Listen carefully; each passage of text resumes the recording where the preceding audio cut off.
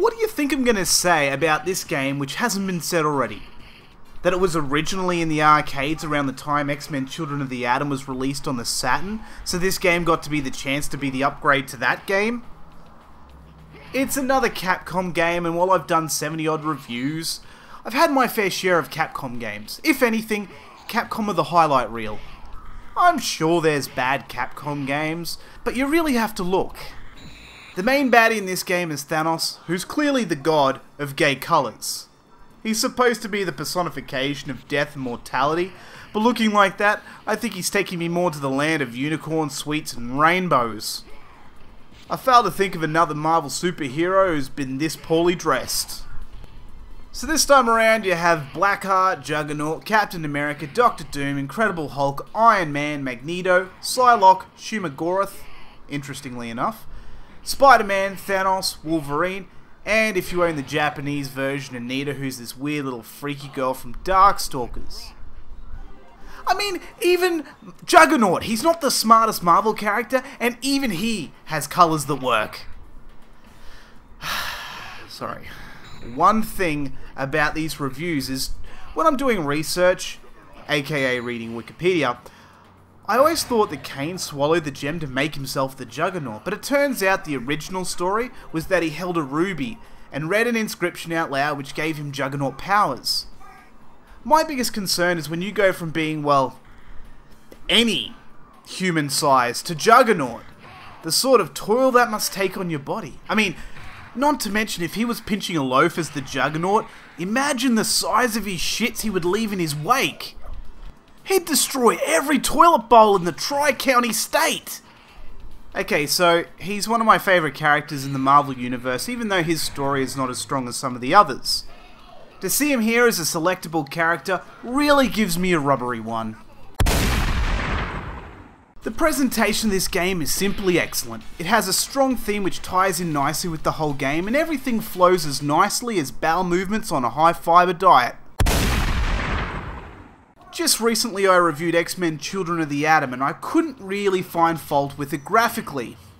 But it turns out that while that's still the case, there's actually some place it could have gone. More details. And they did exactly that between X-Men Children of the Atom in 1995 and this game 2 years later. It requires the RAM card and makes full use of it. Well, it doesn't require it, but it does make the backgrounds look more vibrant and feel fuller. The only thing I have to say about the sound is that it did one thing right. It was memorable. It's not seminal like your Mario or your Sonic themes, but when you hear this music at the start or during the fights, you mistakenly think, fuck, I remember this game from somewhere, but I just can't finger it.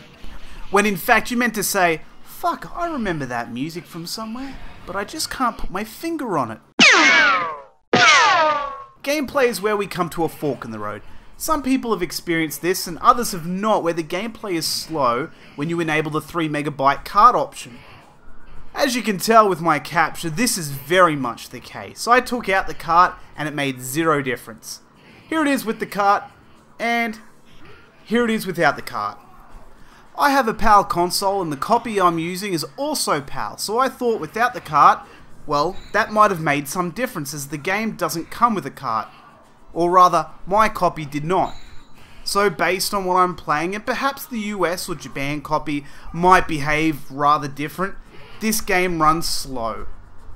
Especially after playing X-Men Children of the Atom, it hinders the game quite a bit. I know how fast this console is capable of after playing other titles that have not suffered this kind of pretty extreme slowdown. While I give it a big tick in the graphics department, everything is just so slow. The controls are pretty accurate and I do like the gem system, where you collect gems with each fight and you can use them in the fights to enhance your character depending on which gem you use. Keep it in mind I said like, as in, it fits well with this game, but I'm also happy to never see it again. It does feel like a gimmick with the game, like the creators of the game said, oh, we haven't made a big enough change, so here's a gem system as well. Not like that seems to matter these days, as it feels like all it takes is adding extra characters to a roster to make a whole new fighting game.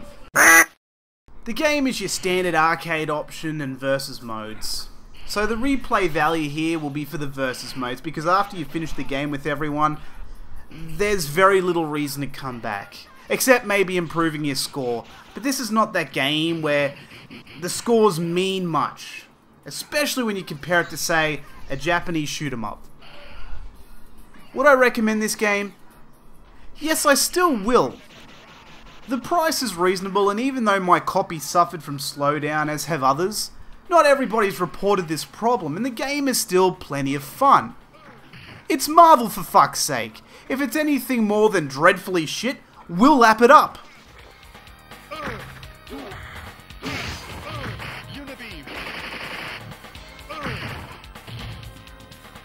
Report the